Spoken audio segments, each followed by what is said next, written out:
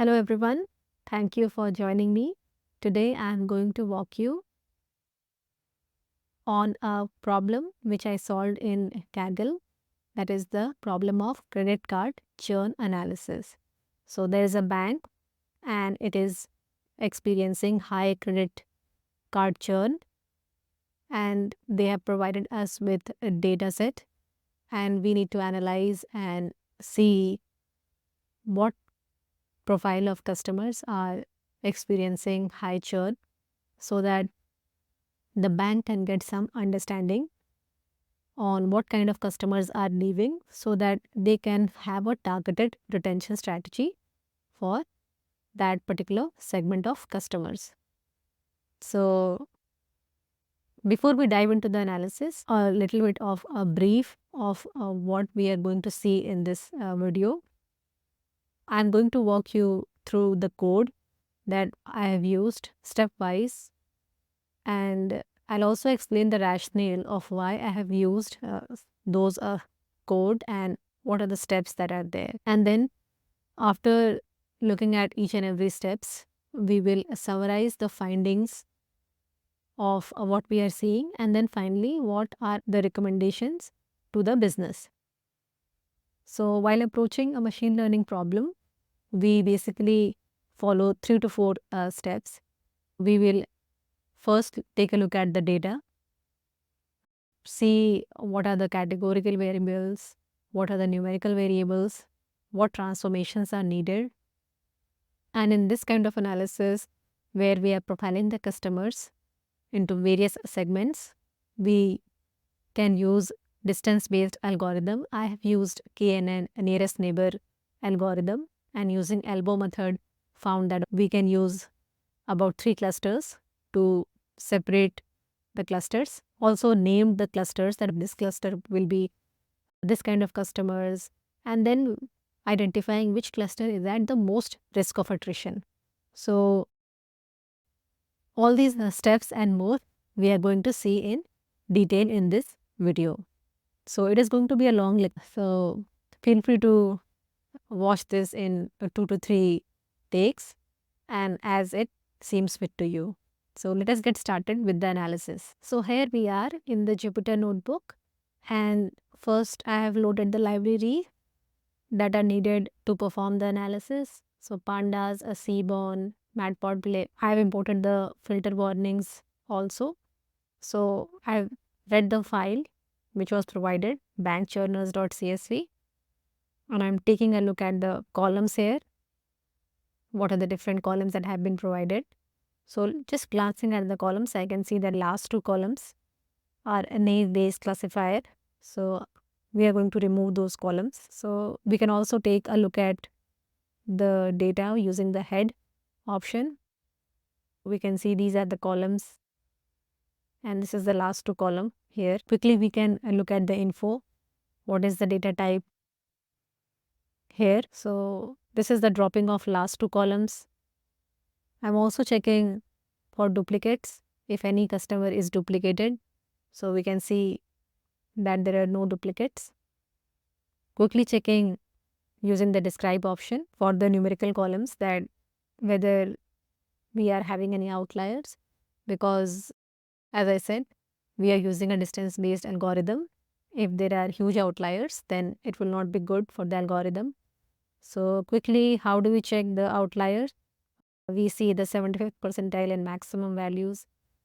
Also the median values and the minimum values. If there is a huge variation, that means those columns are having outliers. So 75th percentile and the maximum values are having some huge differences. Similarly for average open to buy, total amount change Q4. So we get a sense that yes, there are some outliers. Some of the columns which are not needed, like client number or client name, we are going to drop it. And as we saw, there are so many variables. So I am separating the categorical and numerical value columns just to analyze them. It would be easier. Here I am taking a look at each of the categorical columns and the unique values in each of these columns. For example, attrition flag. I get to know here that it is having existing customer and attrited customers. Similarly, for cards, we have blue, gold, silver, and platinum. So it's good to make a sense of data what we are dealing with. In this code, I am actually getting the value counts of each and every value in the column. So, for example, what is the count of existing customers? What is the count of attrited customers?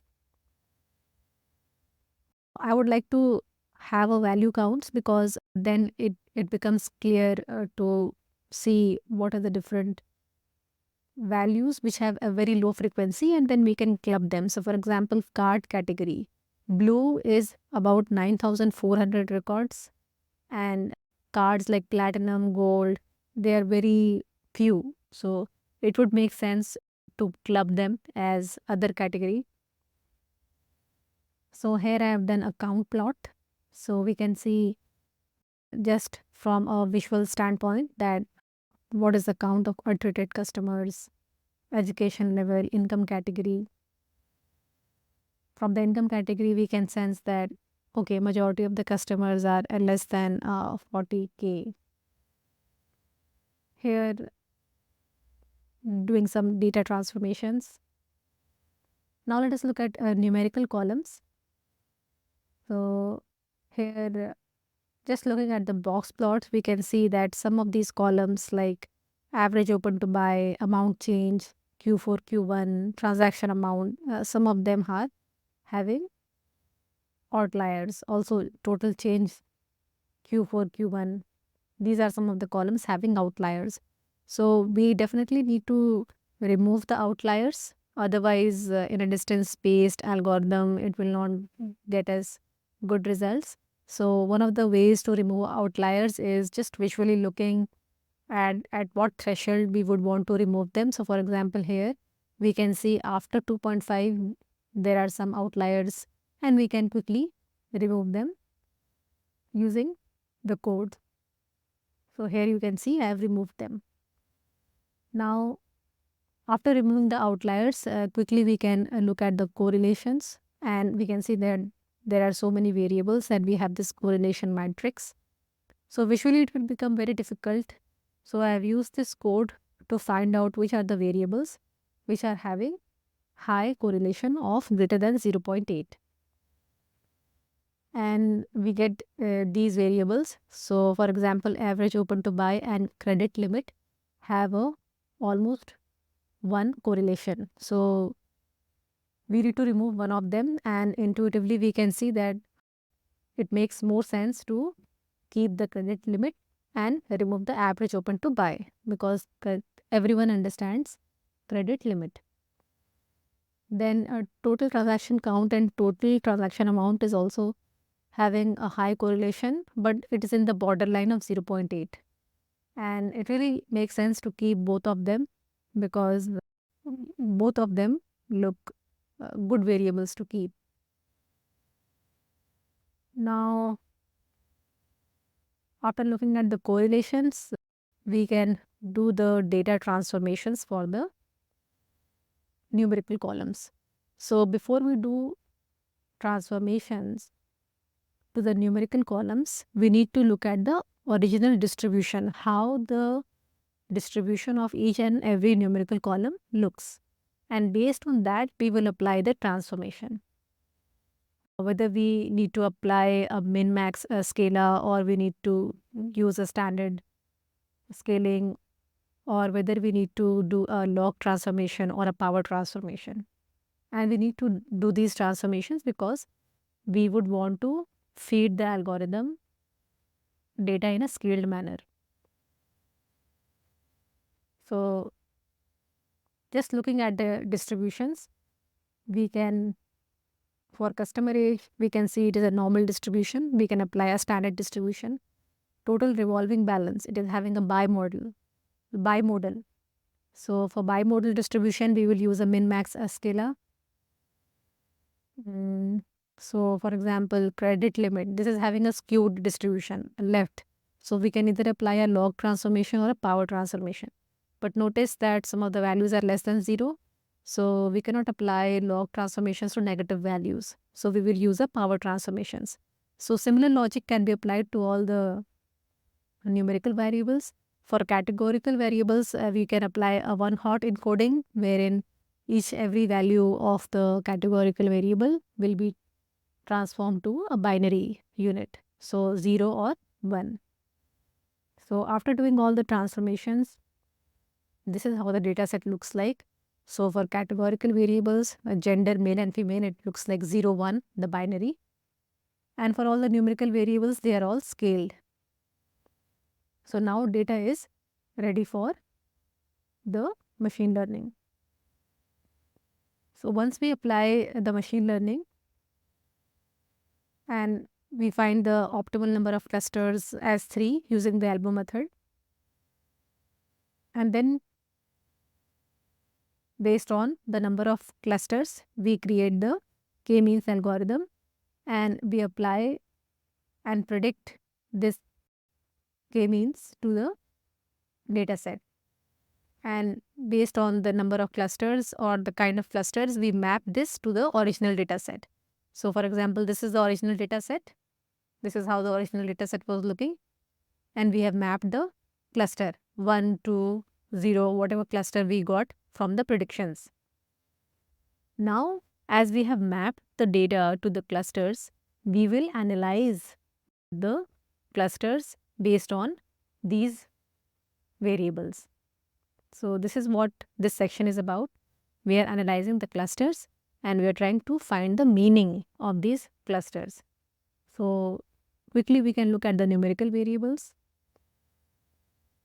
And here we can see that for cluster 0, 1, 2, I have plotted the numerical variables like age, months on book, credit limit, revolving balance, transaction amount.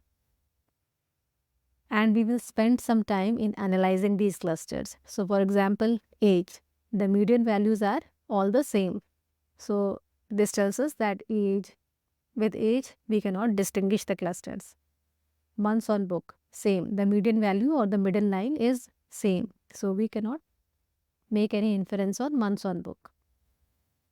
Credit limit. So here the median values are very different.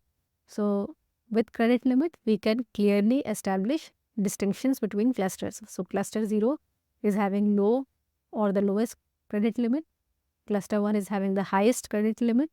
And cluster 2 is having slightly better credit limit than cluster 0.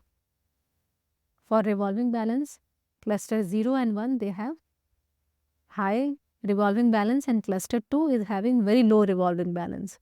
So we can infer that cluster 2 is very prudent in managing their balances and they almost pay in full their credit, whatever credit they are using. Looking at total transaction amount, the median values are almost the same. So with transaction amount, we cannot distinguish the clusters. Now let us look at the average utilization ratio. The medians are very different. So for cluster 0, the average utilization is very high. For cluster 1, it is more, and cluster 2, it is almost nil. So this tells us that cluster 2 is almost not utilizing. It is not using the credit cards. However, for cluster 0, the average utilization is very high.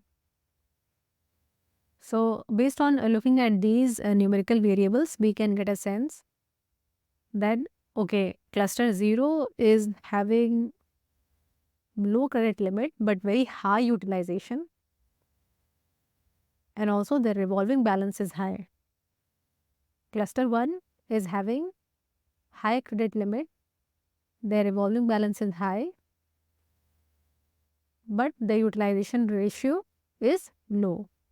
And cluster 2, we get that they have slightly better credit limit than cluster 0, but their revolving balance is nil, almost nil, and their utilization is also nil. So we start kind of making sense of these clusters.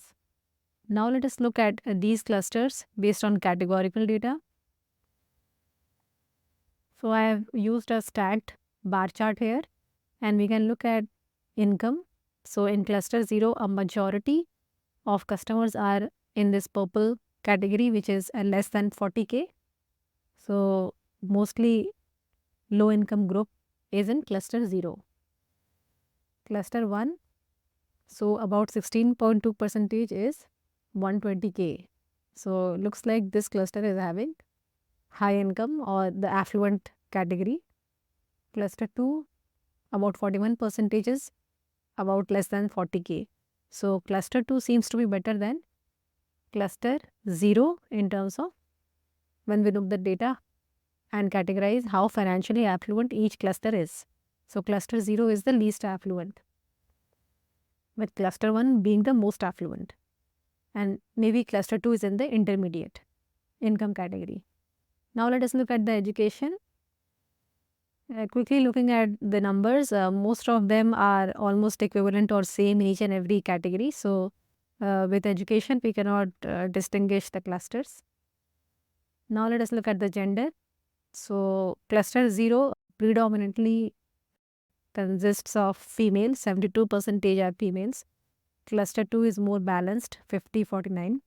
Cluster 1, 86% is males. So cluster 1 is dominated by males. And now let us come finally to the attrition, because we are trying to solve the problem of attrition. We are trying to solve the problem of churn. So we can see that cluster 2 is having the highest churn rate of 38%. So we need to make sense that, okay, what is cluster 2 based on the profiling that we have done, and how we can target these customers based on what characteristics we have found. So summing up, what we can see is we have cluster 0, which we can say that they are low income, they are high debt and mostly females. Cluster 1 is high income, credit users, mostly men. And cluster 2 is the middle class and mostly financially prudent. So for cluster 2, we need to create some targeted retention strategy. And if you can read some of the comments that I have written here, is that intuitively it makes sense that people can have multiple credit cards, and the card that they are using from this bank is a secondary card, and they are using it for small purchases just to keep it active. And they might be receiving more lucrative offers from the other banks in terms of cash bonus, free points, and that is why customers can fall from this bank and go with other banks which are giving them more lucrative offers. So that is why the churn might be very high. They are just using and then dropping from this credit card. So what the bank can do is many things. So maybe they can cross sell their other products to these customers, or they can have more engagement with these customers, launch more new offers to these customers, and have a more focused retention strategy. So that was all in the analysis. I hope you found it interesting and learned something new. Thank you, and I will see you in my next video.